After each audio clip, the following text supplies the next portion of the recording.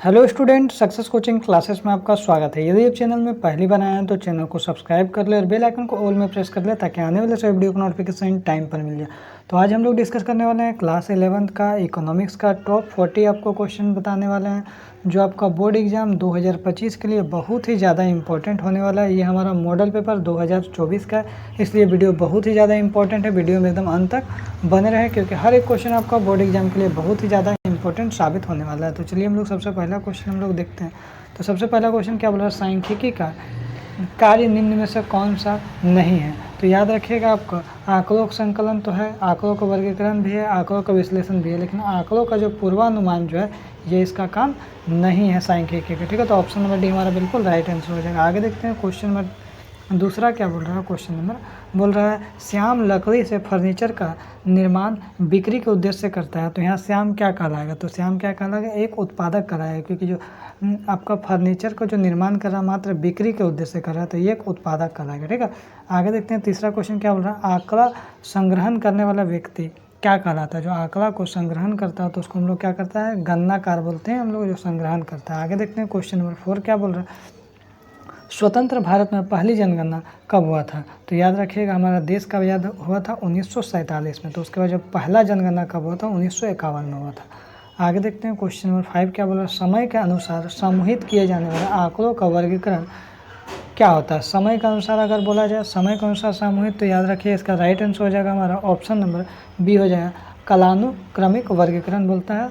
ठीक है, आगे यदि हम लोग देखते हैं क्वेश्चन नंबर 6 क्या बोल रहा है, किसी वर्ग का मध्य बिंदु का मान ज्ञात किया जाता है। किसी भी वर्ग का मध्य बिंदु का मान कैसे ज्ञात किया जाता है, तो याद रखिएगा उच्च वर्ग सीमा तथा निम्न वर्ग सीमा के औसत द्वारा निकाला जाता है। आगे देखते हैं क्वेश्चन नंबर 7 क्या बोला, परास से क्या तात्पर्य है। याद रखिएगा परास से का क्या मतलब है, तो याद रखिएगा अधिकतम एवं न्यूनतम प्रेक्षणों का बीच का अंतर को हम लोग क्या बोलते हैं, आपको परास बोलते हैं। ठीक है, इसे मान लो 1 है, 2 है, 7 है और 6 है। तो इसमें सबसे बड़ा वैल्यू क्या है, 7 है, सबसे छोटा वैल्यू क्या है, 1 है। तो 7 में से 1 गया, 6 इसका क्या हो गया, परीक्षण परास हो गया। ठीक है, आगे देखते हैं क्वेश्चन नंबर हमारा 8 क्या बोल रहा है, वृत्त आरेख क्या है। तो याद रखिएगा वृत्त आरेख जो है क्या, एक विम्य रेखा है। ठीक है, एक विम्य रेखा है। आगे यदि हम लोग देखते हैं क्वेश्चन नंबर 9 क्या बोल रहा है, तो आयत चित्र के माध्यम से क्या ज्ञात किया जाता है। तो आयत चित्र जो है उसके माध्यम से हम लोग क्या ज्ञात कर सकते हैं, तो याद रखिएगा बहुलक हम लोग ज्ञात कर सकते हैं। आगे यदि हम लोग देखते हैं क्वेश्चन नंबर हमारा 10 क्या बोल रहा है, जो वृत्त आरेख में वृत्त को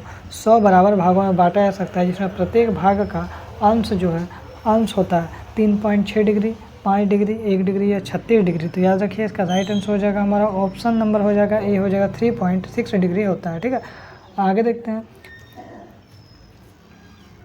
बोल रहा है दिए गए आंकड़ों में बहुलक का मान ज्ञात करिए। जो सबसे ज़्यादा बार रिपीट कर रहा है वही हमारा क्या हो जाएगा, बहुलक हो जाएगा। तो हमारे 26 जो है सबसे ज़्यादा बार यहाँ पर रिपीट किया जा रहा है, तो जो सबसे ज़्यादा बार रिपीट करेगा वही हमारा बहुलक हो जाएगा।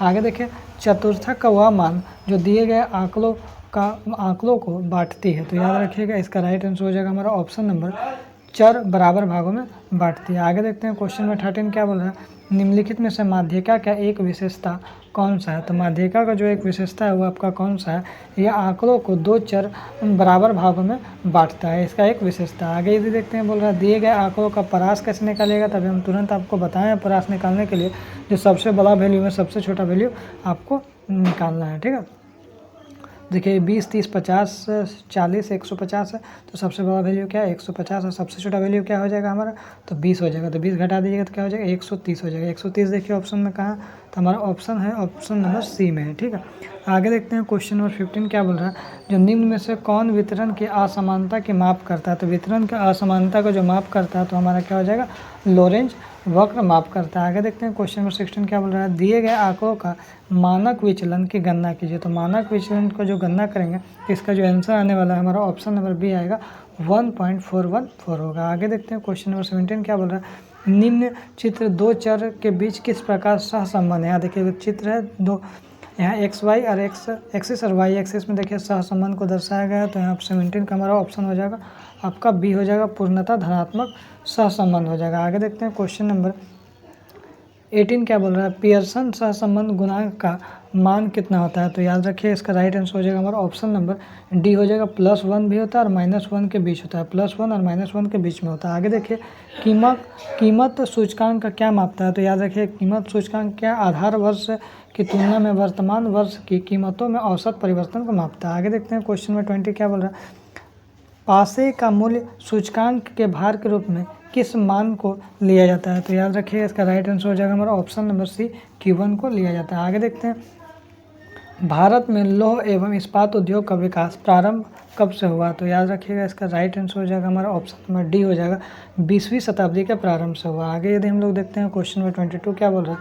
जो भारत में जनांगीय संक्रमण का प्रथम सोपान किस अवधि को माना जाता है, तो याद रखिए इसका हम लोग वर्ष 1921 से पूर्व को माना जाता है। आगे देखते हैं क्वेश्चन नंबर 23 क्या बोल रहा है।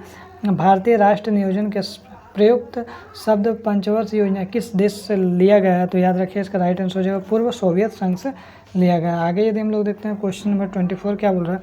प्रशुल्क लगाया जाता है, तो प्रशुल्क जो किस में लगाया जाता है, आयातित वस्तुओं पर लगाया जाता है। आगे देखते हैं भारत जैसे देशों में लघु उद्योगों को प्रोत्साहित करने के लिए क्या कारण हो सकते हैं, और कूटों का प्रयोग करते हुए सही विकल्प का चयन कीजिए। तो सही विकल्प का अगर चयन करिएगा तो इसमें क्या हो जाएगा, आपका राइट आंसर हो जाएगा बड़े उद्योगों के साथ प्रतिस्पर्धा करने के सक्षम।